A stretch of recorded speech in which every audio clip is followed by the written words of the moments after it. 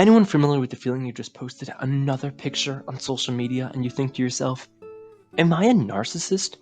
Well, even if this may not seem familiar to all of you, to be completely honest, this is exactly what happened to me, and this is actually what led me to conduct research on the traits of narcissism. In this presentation, I'll provide all the information you may need to know on the topic. To provide you with this information, we'll first discuss a brief history of narcissism, how the word actually came to be. Second, we will truly define what narcissism actually is because it's not that straightforward. And lastly, how we as individuals can help those who may carry this disorder.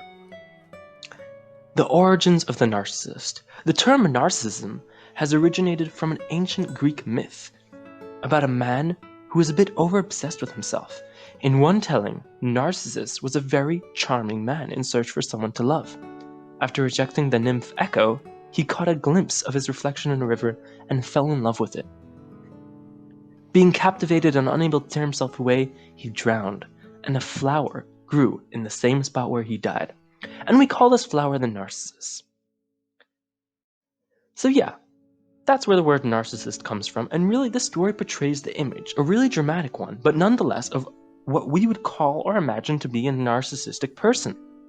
Although this term that we use, which has become one of the most popular insults of today, is taken a bit out of context. So what is narcissism? We're all a little egocentric, so being slightly self-centered does not make you narcissistic. So let's break down what narcissism really is. Psychologists today recognize two types of narcissism as a personality trait and one as a disorder. Grandiose narcissism is characterized by extroversion and overt expression of feelings of superiority and entitlement. They believe that they are somehow above the rest of us and that they therefore are entitled to special treatment. In their view, our job is to cater to their needs. Vulnerable narcissism is interesting. It reflects introversive self-absorbedness, hypersensitivity even to gentle criticism, and a constant need for reassurance.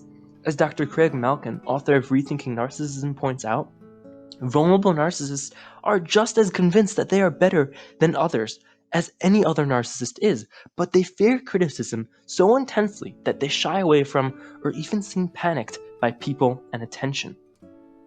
And the third type, being the disorder called narcissistic personality disorder, is characterized as a mental condition in which people have an inflated sense of their own importance, a deep need for excessive attention, admiration, and lack of empathy for others. But behind this mask of confidence lies a fragile self-esteem.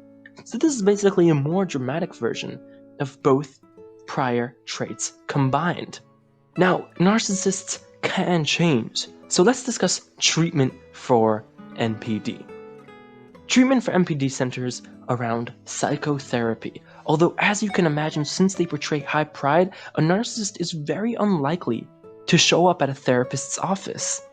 Although, if any of you know someone who falls into the category, what you can do to help them, as Creg Malcolm puts it, the key to interacting with someone you suspect is narcissistic is to make it clear to them that you invite them into a version of intimacy where they can be loved and admired, if only they allow the experience to happen.